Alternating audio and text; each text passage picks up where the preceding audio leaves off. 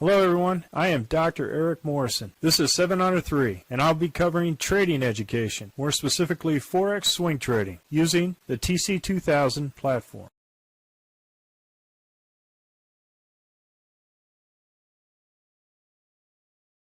Hello, this is the week in review for the 27 Forex currencies on 20 November at 4 p.m. Central Time. And I'm going to go ahead and start off with the Aussie dollar, Canadian dollar. And as you can see here, this is a pretty good trade. We had a 1-2-3 punch out here and then another 1-2-3 punch out. So good trade on Aussie dollar, Canadian dollar. Aussie dollar, Swiss franc. We started off with a short because over here it didn't fit our criteria.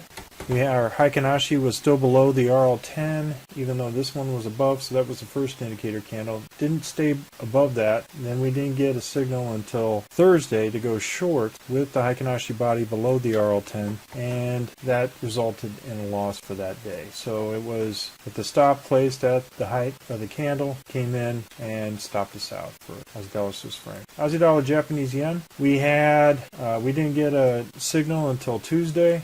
First order, second order, and then out on the third day on Thursday. Small loss on the second order, but overall gain overall for the first order. So good trade on Aussie dollar, Japanese yen. Aussie dollar, New Zealand dollar. We had a 1-2-3 punch out at the Z3 excursion on the Heikin-Ashi, so overall great trade on that. It did come back up, but if you used this particular Z3 as a target, you were out of the trade. It was a good 1-2-3 punch out. Aussie dollar, US dollar. We had initial buyer order on this day, and we were stopped out at the RL10 for this, and we didn't enter because of the fact that it was a doji right on the RL10, and it was too close to call. So I did not trade Aussie dollar, US dollar the rest of the week. Canadian dollar, Swiss franc came in. First signal was on Tuesday for a short, both red candles below the RL10, the Heikin-Ashi and the regular price action, and was stopped out for a loss on this currency. So overall loss for Canadian dollar, Swiss franc. Canadian dollar, Japanese yen. First order, second order, and then was stopped out at break even for the first order and a loss on the second order. So overall loss on Canadian dollar, Japanese yen. Swiss franc, Japanese yen. Beautiful 1-2-3 punch out.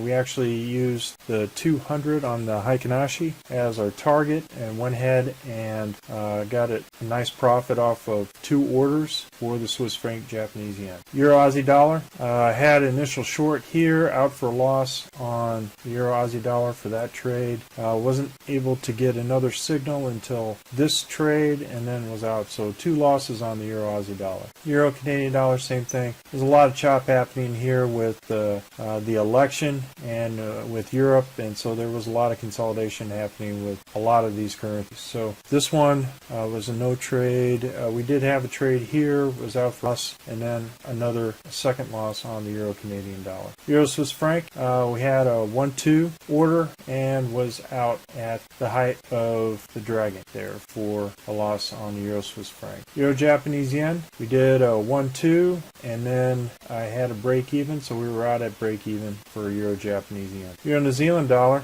we didn't get a trade in this entire time. Look at this weak short. Everything above the RL10, nothing below it, and even if you get a green candle above the RL10, there was still red Heikin-Ashi to show momentum, showing a consolidation time for the Euro New Zealand dollar. Euro US dollar, we had a 1-2-3 punch out, and I used the RL270 on the Heikin-Ashi as my initial target, so was able to go ahead and get a nice profit on the Euro US dollar. No other trades after that 1-2-3 punch out. Aussie dollar had an initial trade order and then at break even came back and stopped me out at break even. And we did have another trade after that for a small loss on the British pound Aussie dollar. British pound Canadian dollar, initial loss on that first trade and did not trade it for the rest of the week. British pound, Swiss franc, there was no trade. No trade for the entire week. Even, as you can see, another week long. And so when you have that, you follow the signals. If it doesn't give you a Heikin-Ashi below as far as momentum and a red candle, then you don't take the trade. So we didn't trade this the entire week. British pound, Japanese yen, beautiful 1, 2, 3 punch out, and did not trade it for the rest of the week. British pound, New Zealand dollar, had an initial trade with a loss, and then we had another what they call week short, and we didn't trade it for the rest of the week. So the beauty of this particular system and process, you out of week shorts and week longs throughout the entire week. So you may initially trade this particular currency with the short, with the body of the Heikin-Ashi below the RL10, and then price action below the RL10. But for the rest of the week, you don't get caught up in this chop because it doesn't give you the right confirmation to show momentum is going in the direction that you're trading. British pound, US dollar,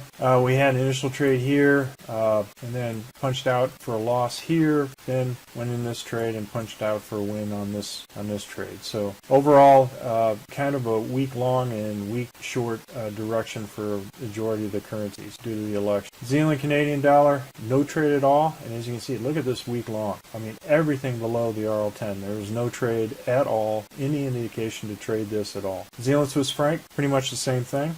Week long, no trade. New Zealand Japanese yen, we had no signal until Tuesday, another signal, and then we were a loss on New Zealand Japanese yen. They didn't trade it for the rest of the week. New Zealand US dollar, we had one, and then we were stopped out initially, and then a 1 with a gain on New Zealand US dollar. US dollar Canadian dollar, on Monday we had an initial trade, punched out for a loss on the next day, and then initial trade here with a loss on the height of this hammer here because it came back, stopped me out, and then another loss on the last trade. So US Canadian dollar is kind of in consolidation mode along with the rest of the currencies throughout the week. US dollar Swiss franc, again, very choppy here with a week long, a week short. We had 1, 2, and then we punched out for a loss on this one, and then another loss on this one, and another loss on this one. So US dollar Swiss franc had three consecutive losses on